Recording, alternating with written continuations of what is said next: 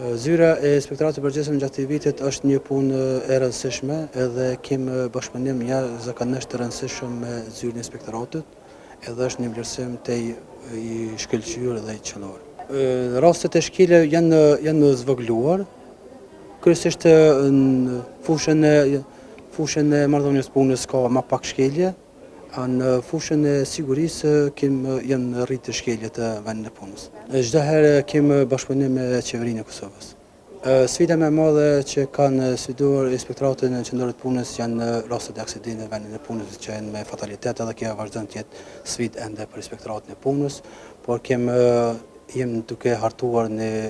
plan veprimet që do të ndërmarrim brenda këtij vitit edhe të dalim me rekomandime shtesë për përmirësimin e gjendjes në teren. Po në parashojmë inspektime digjitale edhe inspektime me anë të hapësirës ajrore. Është rrit, fatkeqësisht është rrit, edhe ndjejmë keqardhje për familjarët e tyre, por është në aspektin e nuk janë të ndërgjegjësuar punëdhënësit dhe punëmarrësit. Nuk i respektojnë rregullat e sigurisë, nuk e respektojnë ligjin për siguri në punë, si nga punëdhënësit edhe nga punëmarrësit, ku përfaqësuesit e tyre, koordinator për siguri, lejojnë një gjë të tillë që punëtorët të ngjiten lart në ndërtim pa mjete mbrojtëse, pa rrethëkimin e vendpunishteve, pa vendosjen e skelarisë, edhe pa mbylljen e hapësirave të brendshme, siç janë liftet, shkallët, derisa na të marrin këto masat e marrin këto biznese, do të kemi këtë gjendje. Po më arrim së shpejti do të funksionalizojmë edhe këtë që do të vendosim gjobat edhe do të vazhdojmë me integrimin e tyre sa më shpejt, që të respektojnë ligjin. Në këtë rast parashihet mos respektimi i këtyre masave që i ka inspektorati i punës do të shkaktojë edhe me vendosjen e gjobës. Ne si inspektorat kemi ndajt të nduar kryq, ne kemi zhvilluar aksion në nivel të vendit, kryesisht jemi fokusuar në rajonin e Prishtinës, ku kemi zhvilluar 130 inspektime, 131 inspektime, 30 reinspektime, që ato 130 inspektime të gjithat kanë përfunduar me mbyllje. Dhe do prej tyre janë shqiptuar edhe masa dashkuese. Çdo herë janë ankesat, po ne veprojmë mbas ligjit për siguri edhe marrëdhënies punës. Ato ku ka shkelje të ligjit, veprojmë me gjobë. Digitalizimi parashihet që është një hap shumë i rëndësishëm për inspektoratin qendror të punës. Inspektorati i punës ka avancuar në vitin kryesisht gjatë viteve të fundit. Konkretisht në vitin 2025 është lansuar inspektorati që parasheh inspektimet digjitale. Ka është një hap shumë i rëndësishëm, sa për informimin tuaj dhe të publikut, është vendi i parë në rajon që e avancon një sistem të tillë në sistemin elektronik që parasheh inspektim digital.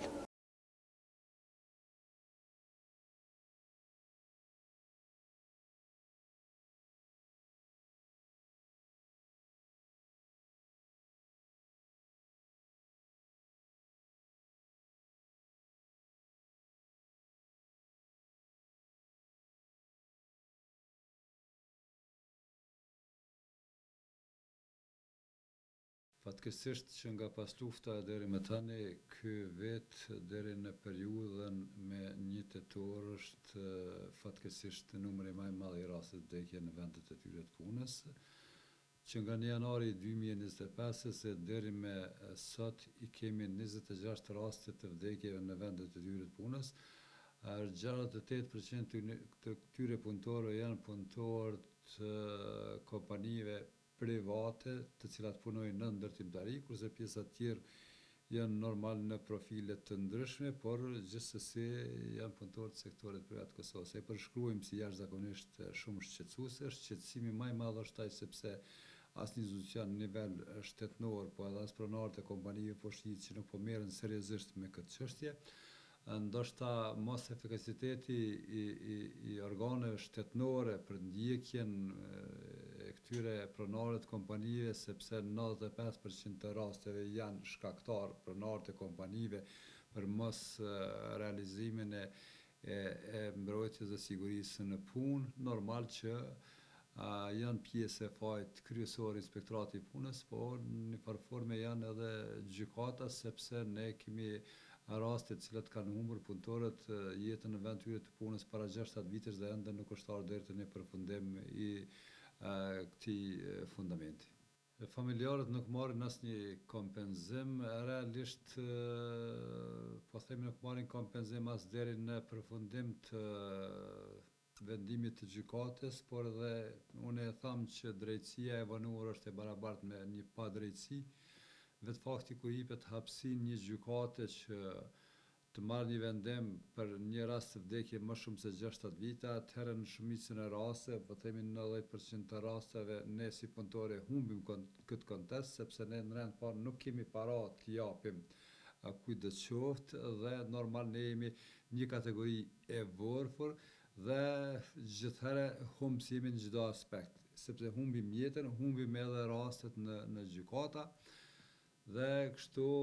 përpos asaj që po thoni a ka ndonjë kompenzim, unë kam kërkuar që SPAK-ut nga kjo qeveri dhe qeveritë e tjera të kaluarën që të kanë një fond të veçantë për rastet e tilla, të rastet të vdekje, që SPAK-ut ndoshta vetëm ceremoninë e varrimit dhe të pamërit ta kryejnë ashtu si duhet,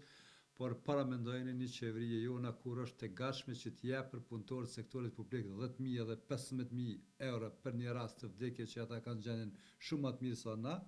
Kurse tek ne ka ndodhur pe përsëris të disa të herë që ne është dashur me i mbledh parat për ta kryer ceremoninë e varrimit tek këta punëtorë, sepse ata janë në gjendje të rëndë. Po flas edhe nga qeveritë e mëhershme edhe nga qeveritë e tashme nuk ka asnjë reagim, domthonë heshtja të bën me dije që çka është duke vepruar. Është jashtëzakonisht shumë e rëndë, pikërisht për këto shkaqe dhe ne themi që është krejtësisht normale që kjo qeveri dhe qeveritë tjera për punëtorët e sektorit privat të Kosovës e kanë pas vetëm një orientim, si të shtin me punu sa më shumë, të ndajnë mjetet normal kontributet dhe gjitha ato për shtetin, kurse shteti për neve nuk ka bë ama bash asgjë. Edhe sot shteti nuk e ka shti në funksion pagën minimale e cila është 350 euro që nga 1 tetori i vitit kaluar. Edhe sot kemi punëtorë që shteti është i njoftuar zyrtarisht nga sindikatat që këto kompani janë duke i paguar punëtorët me pagën nën minimale dhe ai nuk reagon sepse normal që ne dyshojmë që janë të kapura së bashku këto institucione. Që të dy këto nuk janë të vërteta sepse unë nuk kam asnjë informacion ende që nuk është mbyll ndonjë biznes, por që është mbyllur ndonjë pronar i kompanisë. Kjo nuk qëndron dhe dënimet që ju japin kompanive, ta nxomë shembull lavdërohen se në Gjakov ku na vdiqën 2 punëtorë për shkak të një rase shumë të dobët që ka qenë dhe kanë humbur jetën, thonë që ne kemi dënuar 2 herë atë kompani. Kanë pa shenja që nuk po respektohet ligji mbi sigurinë dhe shëndetin punë dhe 2 herë dhe nuk jam shumë i njoftuar, por kam një bindje që këta inspektor mund të japin një dënim prej 50 ndoshta deri në 500 euro dhe për ato 50 euro e rrezikan jetën e punëtorit jo 2 herë, po edhe 200 herë. Realisht, nëse 2 herë inspektori i punës ka vrejt që pronari i kompanisë nuk i ka respektuar mjetet e punës, atëherë pse dënim? Ai do të mbyllet për më një herë, por po e tham, inspektorati jo të gjithë, një pjesë bukur e madhe e tyre janë të lidhur me kompani private, po edhe janë të lidhur po them me institucione shtetënore dhe gjithë këtë fakturë po e paguajmë ne, po në fakt në mënyrë indirekte ka me paguar edhe shteti sepse vetëm për 3-4 vite mbi 300.000 punëtorë ose më mirë themi edhe 3 kanë lëshuar Kosovën. Kosova tani po përballet me një mungesë tepër të madhe të fuqisë punëtore. Këto nuk e kanë bërë prej dëshirë askush, por duke e parë që pagat janë shumë të vogla, siguria edhe shëndetin punë është shumë i vogël, obligimet e trusit të kompanive ndaj punëtorëve nuk janë në rregull dhe kemi ardhur deri këtu që është një gjendje alarmante. Për çështjet e rastet të vdekjeve në rend të parë është fajtor pronari i kompanisë sepse ai për çdo ditë duhet ta verifikojë rrezikun e rrezikshmërisë në vendin e punës që punojnë punëtorët. Përtej saj, pastaj vjen edhe më njëherë inspektorati i punës që ai duhet të jetë profesionist, që një pjesë bukur e madhe e këtyne inspektorëve nuk janë profesionist, jo me të keqë diçka, por vetëm sa janë pranuar, diku rreth 35 inspektor, ata nuk e kanë njohurinë lidhur me rrezikshmërinë ose lidhur me ligjin mbi sigurinë dhe shëndetin punë dhe nuk mund të jetë profesional.